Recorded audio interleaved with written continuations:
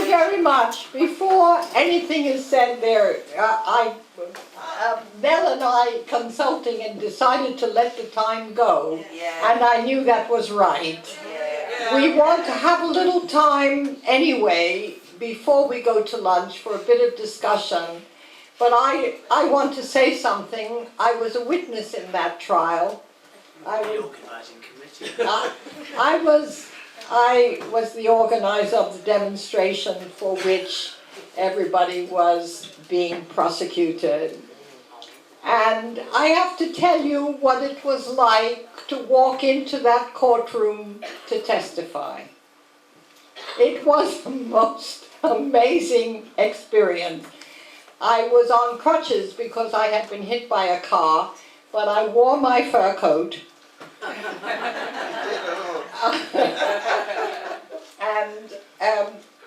And I testified for Althea. I felt the courtroom belonged to me. The public gallery was full of mostly black people, but all of people on our side. Ian was there. I knew he was on our side. And when I was testifying, I testified with confidence. I walked in scared, but I wasn't scared long. I was confident and creative when I testified.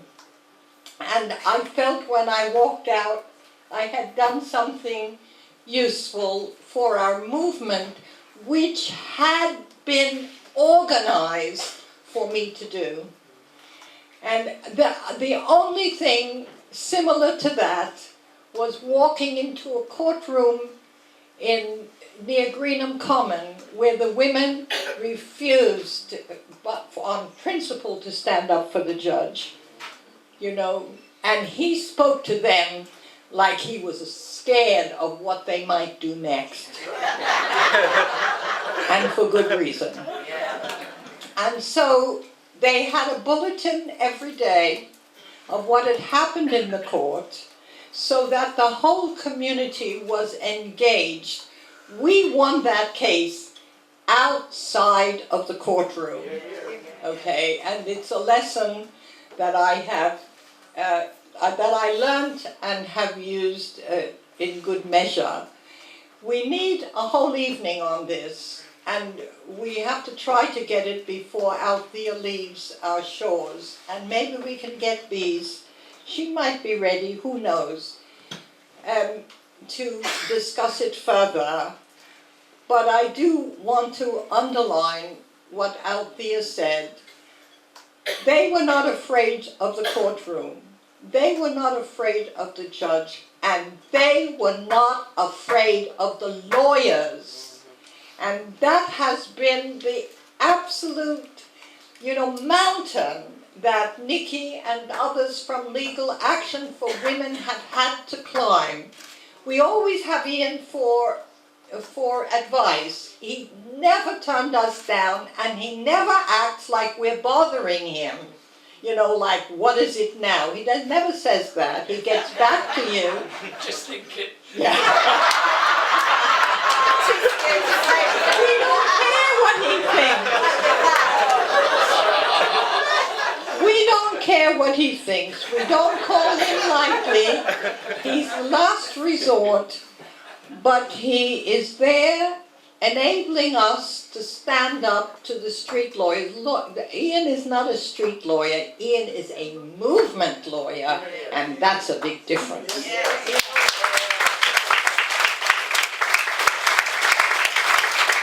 And we want to use your experience, Althea, Ian, and maybe others, to try to convince mainly women, because it is women who come to us about their sons and their brothers and their uncles, etc., that they need not take what the lawyers dish out. That they can stand up against the lawyers and say, no, I am, what is the word they're supposed to take care of? I am instructing you. You are not instructing me.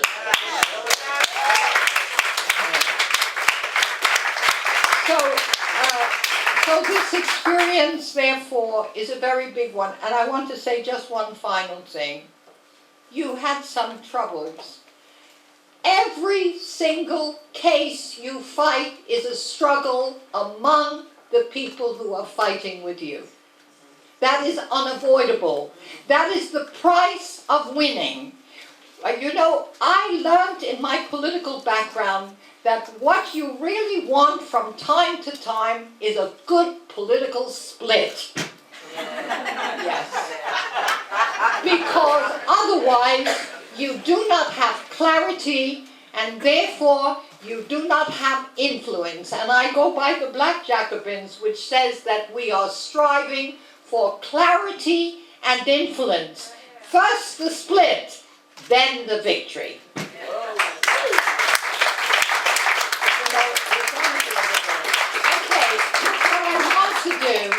I want to give at least 15 minutes for people to speak a bit, because we must break, otherwise we'll starve to death. And we'll set the agenda a bit later. Can I open the floor now, please? Wait, Andres, no.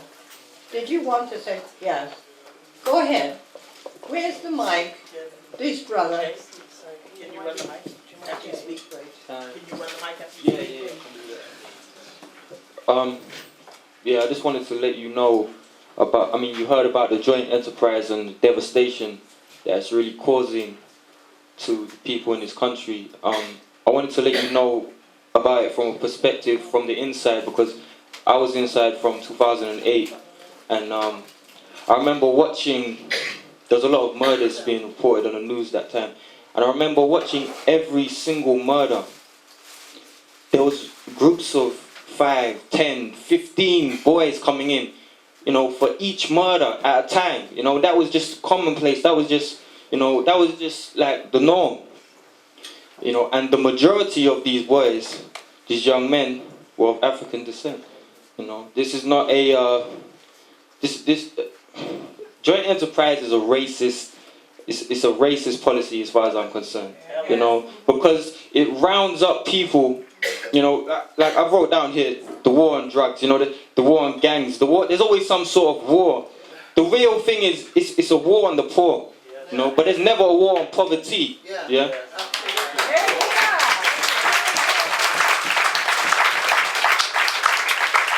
But I just wanted to say that the war on crime in general, is a war of stubbornness on the behalf of, whatever you want to call them, the 1%, the people that rule this country. It's a war of stubbornness. Why? Because they have everything, but they're trying to defeat people who have nothing to lose.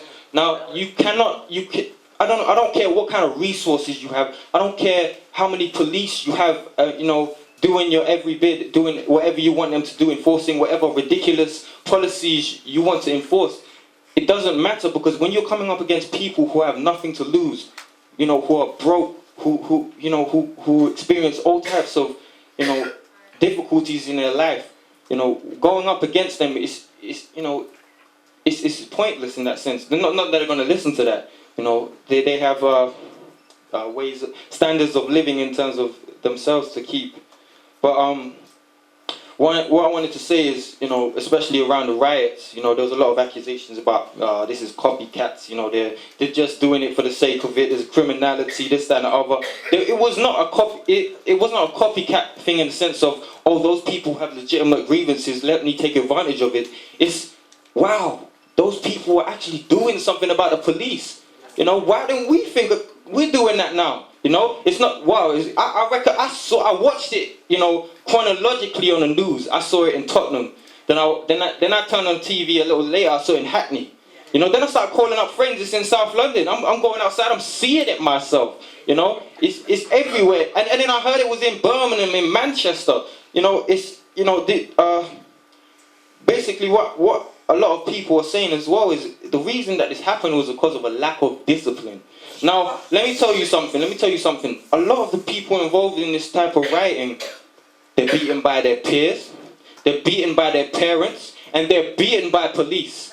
Now, violence doesn't come out of a lack of violence, yeah? So promoting some sort of discipline, I mean, we talk about discipline in different ways, but I know exactly what they mean when they say that type of thing. I'm talking about officials in this sense, you know? They're talking about police repression, yeah? And that is not going to solve anything. If you want more rights to occur, that's what's going to happen.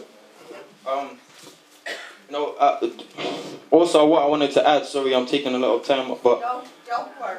Okay, what I wanted to add was, there's a lot of talk about prison in the sense of, you know, it's getting kind of cushy, like, it's all nice in there, they're having a fun time. Let me tell you, the type of people that say that, you know, they won't last a week in prison. And I'm serious about that, you know. Let me tell you, for some people, prison is easy. I will say that for some people, prison is easy, but that's not because the conditions inside prison are easy, it's because the conditions outside are so bad that having 3 meals a day is a privilege. You know, that's... People talk about you know, people, they got televisions in their cell, this and that and other. You have to realize that this type of thing, every privilege you get in prison is a tool of control. So if you have a television in your cell, that's not a permanent state. You're not entitled to that. If you step out of line, that's taken away. I know young men that refuse to have television. They tell me, take me to the segregation block, give me your worst punishment, and that's how I want to live, because we're constantly given things and then it's taken away from us in that sense, you know. You have to toe the line. You have to do what you're told. You know, there's it's funny because a lot of things I got used to when I was inside, and it takes me to be around like people like you to actually realize some of those conditions were like dehumanizing. I just see it as the norm. It's kind of like some people call me soft, my old friends and that, for even saying this type of thing, but like, you know, the first experience when you come into the prison for the first time, you know, you have a strip search. You know, they strip you down and you know, you get all your old clothes taken away and they give you prison clothes and then they send you into a cell and just shut the door on you, you know. And like everywhere you go, every movement you make inside the prison, whenever you leave your prison cell and go, you know, for a visit or wherever to go to education, schooling, work, wherever, you get searched, you get patted down. That's just the norm, you know. So, you know, I've been stopped and searched on the outside, and it's not any different in that sense. It's not like a surprise to me, you know. I am kind of outraged to a certain extent, but it's expected. Like I said, it takes me to come to a place like this where the standards are so high, and rightly so. But the standards are so high that it actually makes you feel a lot better, you know, because in other aspects of our society, it's not there at all, you know. It's good to be represented in that sense. You know, one thing I notice is the thing about prison, you're trapped inside. There's no holiday, there's no escape, you can't say, all right, you win, like, you know, I'll do whatever you say, because it doesn't matter. You can't plead your case, you can't go out. You have to do the time that you were given. And one of the most apparent things I noticed about being inside is when I went to the visiting halls, the most supportive group of people that come day in, day out and support prisoners are the women. You know, the mothers, the aunties, the nieces, you know, the sisters, the girlfriends. That's just every time you go to the visit hall, that's what you're seeing, you know. They're the strongest people supporting anybody. I know you can argue there's some good lawyers, you can argue this, that, and the other, you can argue there's people outside. The most supportive network around prisoners are the females, you know.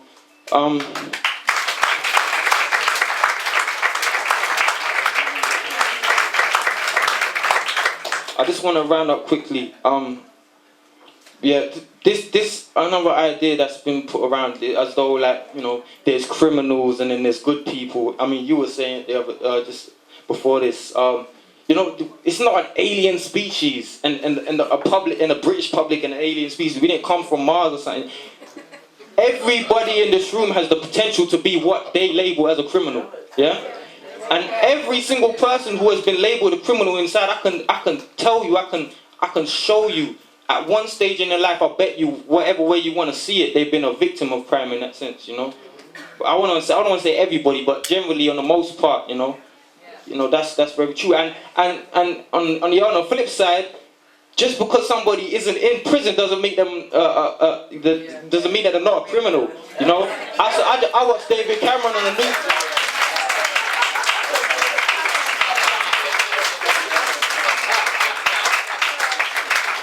I just wanted to say about. Sorry? What did you say about Cameron?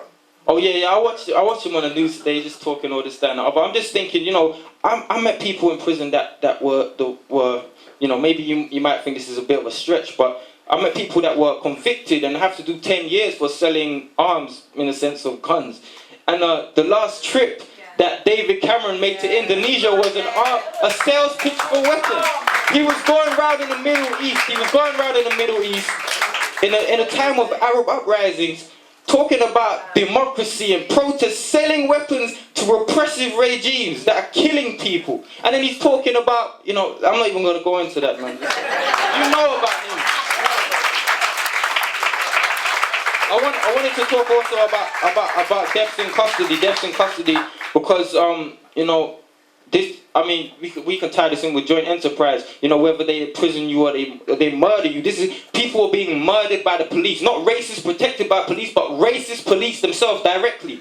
Yeah, this type of thing. Like I went to the protest last year, a demonstration, the deaths in custody march. But I've met people along the way. You know, like Ricky Bishop's family, Kingsley Burrell, Dimitri Fraser, Mark Duggan, Smiley Culture. Dimitri Fraser was visited by police. He's from Peckham. He went to Birmingham. He was on a tag, and he was in I think it was a tower block. And basically, he was visited by police. He was within his time restrictions. He didn't commit a crime. They wasn't even appointed to come see him. They come into the house. Witnesses hear him screaming, "Help me! They're trying to kill me!" Next thing he's outside the window on a 13-story drop, and he's dead. And they say he threw himself out the window. There's a lot of young black men committing suicide around police. You know that's not the case though. That's their reason, you know. You know, with Smiley Culture, apparently he was visited by police. He went to go get a cup of tea and stabbed himself in the kitchen. Yeah? They said that he was so much of a threat that even when he had a knife, I'm sorry to be graphic, when he had a knife going through his heart out of his back, they still had to put the handcuffs on him. And he died. He died there with the handcuffs on him because they said he was going to pull out the knife and stab them with it. Like he was the one that did any stabbing in that house. You know? The last thing I want to say is, you know, we talked a lot about double standards here today. You know, with the rape cases, with you know, racism, and with imprisonment and the criminalization of poverty. You know, I was listening to a speech by Kwame Ture. Some of you know him as Stokely Carmichael the other day, and he said that power is the ability to legitimize your actions. And that just, you know, when I was listening to that, it just made things so clear. Just because those in power say something doesn't make it true. Just because they do something, you know, they're doing criminal. They get engaged in criminality far worse than anybody at the bottom of our society, what they call the bottom of our society, every day. You know, we need to realize that it's about power, you know, and they're legitimizing their criminality, you know, and they're criminalizing us. That's all I wanted to say.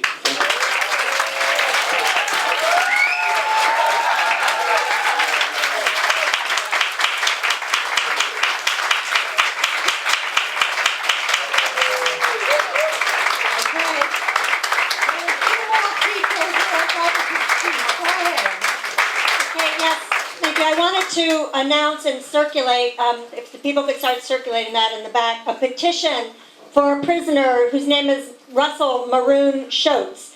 And he's a movement leader who's inside, who Selma and I had the chance to visit, and I'll say something about that in a second. But Maroon was a Black Panther in Philadelphia who was convicted for killing a policeman, and he's been in solitary confinement for 30 years. And it wasn't for the killing of the policeman, because he was not put on death row, but it was because he escaped twice. And so the petition is actually calling for his release from solitary confinement. It's a petition we actually didn't write, but we're helping circulate it. Now, Maroon was in the same prison as Mumia Abu-Jamal, who's the more well-known fellow Black Panther, but they never had a chance to meet when they were in all those years together, until Mumia was taken off of death row just recently in November and moved to another prison. And they had a chance to talk for 4 hours. And Mumia said about Maroon, "I am enriched by Maroon's brilliance and his insights. His sheer brilliance on topics far and wide. His analysis has forced me to step up my game and go deeper. I am indebted to him for it." And when Selma and I met with him, we were also struck by that brilliance. Well, that's why we were there. Yeah. And we were only allowed an hour with him, but for that day we happened to get a nice guard and they gave us like 3 hours with him. But we really saw that he had never given up. And he spoke about, his changing, his growing inside prison. And someone can say what struck her, but what struck me was he talked about growing from being a sexist lefty, Black Panther member to somebody who's really recognized the leadership of women. And you can also see that in his daughter, Teresa, who has been campaigning nonstop, not only for his release from solitary confinement, but also for his release from prison in general. And she will keep going until he's free. But they waited to initiate this campaign because Maroon did not want his case to take precedence over Mumia, who was on death row. And they said they wanted Mumia off death row before they started working on his case. And that's what they're doing. And they're launching it on May 5th. And we hope to be showing the video of Teresa and Selma and others speaking at the Left Forum on prisoners and FIPs.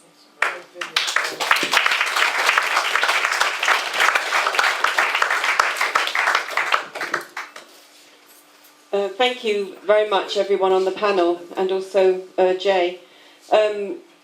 It's very striking. It's putting together Patricia's case of her two sons, which in some ways is a very horrible defeat, with the experience of the Mangrove trial, which has really framed our work for many, many years through Selma's direction, and the lessons of fighting cases outside the court as well as inside the court, but also making a scrupulous legal case.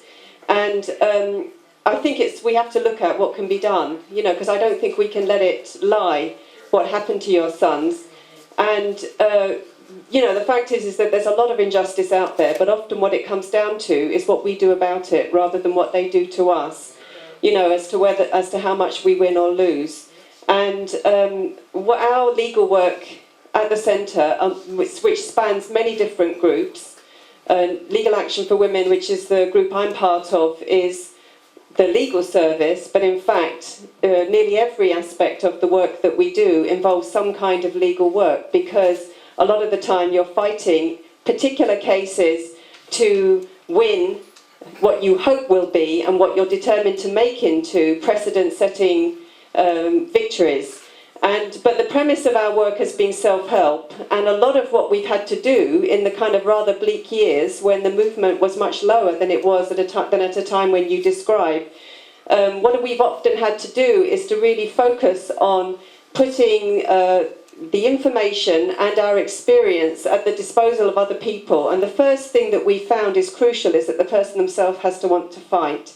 And want to be centrally involved in their own case. And if that's the case, then all kinds of things are possible.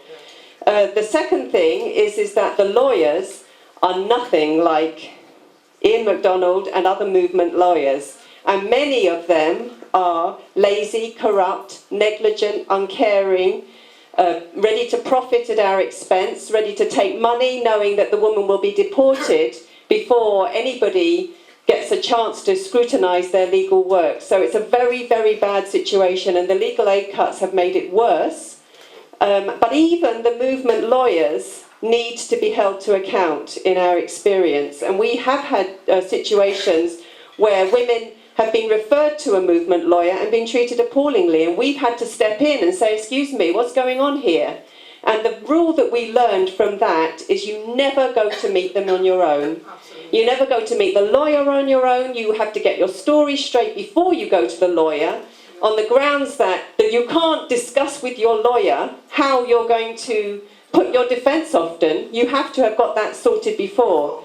And what we were discussing beforehand with Patricia's case is that, you know, what you really need to know is what evidence do they have against me and what do I have to say about that? And Jetto spoke on the first panel about knowing your case inside out so that you can make the strongest case to your lawyer. You can't rely on them doing it for you. And they stand on their professionalism to really disarm you and to make you feel that you have to rely on them. And then in Patricia's case, what they did is they told her second son, probably with the first son as well, but her second son, I know for a fact that they said, you have to take a plea bargain because if you don't, something even worse may happen. And he was not guilty. He didn't do anything. He happened to be in the wrong place, according to the police, and a crowd ran by and he was part of that crowd. That's all he did. There's no reason for him to plead guilty to riot or whatever they charged him with. And it's infuriating that the lawyers don't fight harder for us, but it really is often down to us to make them do that. And just one example is that of the 9 men who were charged with him, 1 got off. And that was because his lawyer fought like a tiger for him. And he even sent the judge out of the room at some point and told the judge off. You know, that's the kind of thing that we heard this morning, this afternoon. And, you know, that's what we have to make the lawyers do on our behalf. Of course, it also happened that that particular young man was white and the others were black. Which of course is a factor, but it's also a factor in terms of how much the lawyer is going to fight for you, because the lawyer will also make a judgment, as people have said, on the basis of how much power you appear to have. And that's what the fighting outside the court comes down to as well. And we have turned all kinds of cases around by organising a campaign outside of court, often in defiance of the law.